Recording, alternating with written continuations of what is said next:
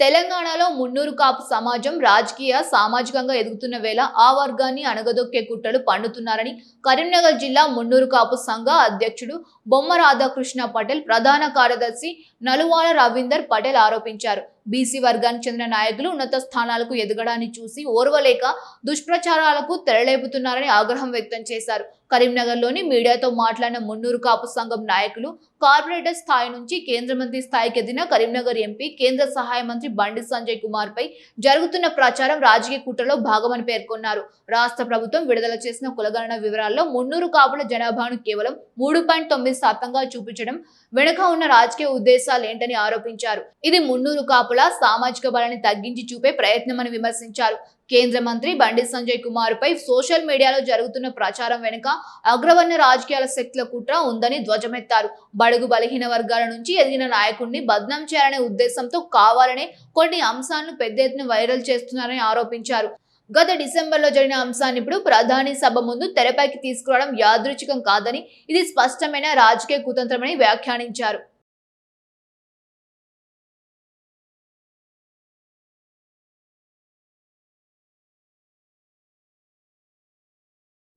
కక్షతోటి ఆరోపణలు చేయడం జరుగుతున్నది.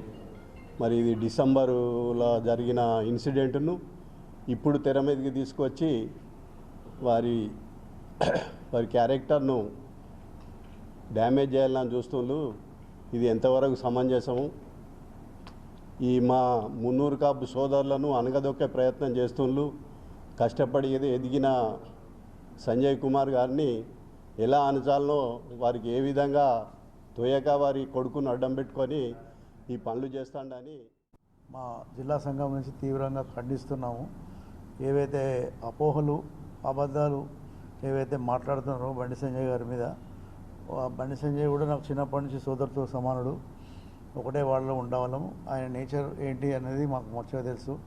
నేను ఒక రాష్ట్రీయ స్వయం సంఘం లో మెంబర్ను. ఆయన కూడా మొదటి నుంచి ఆర్ఎస్ఎస్ నమ్ముకున్న వ్యక్తే. అందులో ఉన్న ప్రిన్సిపల్స్ ఏంటంటే అబద్ధం ఆడరు. ఫస్ట్ నెంబర్ 1 సత్యమే మాట్లాడతారు. నాకు తెలిసినంత వరకు ఆయన చేసిన పనులకు ఆయన కరెక్ట్ జవాబుదారు ఉంటాడు. కానీ ఆయన కొడుకు ఒకవేళ చేసినట్టయితే, నిరూపణ అయితే ఆయన దేనికైనా సిద్ధమే. చట్టం తన పని తను చేసుకుంటూ పోతుంది. దాని ప్రకారంగా న్యాయం ఉన్నది, చట్టం ఉన్నది, వాళ్ళు చేస్తారు. దాని ప్రకారంగా శిక్షార్హుడు అయితే మీరు ఏ విధంగా అయినా చేసుకోనని ఆయనకు అభ్యంతరం లేదని చెప్పాడు. ఆయన ఇన్ఫ్లుయెన్స్ ఏం పనిచేయట్లేదు. కానీ అనవసరంగా మనిషి ఒక కార్పొరేటర్ స్థాయి నుంచి గత 20-25 ఏళ్ళ నుంచి పైకి వచ్చి ఇవాళ ఒక జిల్లా నుంచి, రాష్ట్రం నుంచి నేషనల్ ఫిగర్ అయ్యి ఒక హోమ్ మినిస్టర్ స్థాయికి పెరిగి ఆయనను ఓరవలేక చాలామంది వెనుక గుంజుతున్నారు. మన సింబల్ ఆఫ్ మున్నూరు కాపుని మేము ముద్దుగా పిలుచుకునే బొమ్మ వెంకన్న గారి తనయుడు బొమ్మ శ్రీరామ్ చక్రవర్తి గారిని చైర్మన్గా నియమించడం జరిగింది. ఈ సందర్భంగా మా జిల్లా మున్నూరు కాపు సంఘం పక్షాన తెలంగాణ ప్రభుత్వం ముఖ్యమంత్రి రేవంత్ రెడ్డి గారికి మరియు పిసిసి అధ్యక్షులు మహేష్ గౌడ్ గారికి, స్థానికంగా ఉండే మంత్రులు పొన్నం ప్రభాకర్ గారికి, శ్రీధర్ బాబు గారికి, అడ్డూరు లక్ష్మణ్ కుమార్ గారికి, కవ్వంపల్లి సత్యనారాయణ గారికి, డిసిసి ప్రెసిడెంట్ మేడిపల్లి సత్యం గారికి మా జిల్లా మున్నూరు కాపు సంఘం పక్షాన కృతజ్ఞత తెలియజేసుకుంటున్నాము. అలాగే వ్యవసాయ మార్కెట్ కమిటీ చైర్మన్గా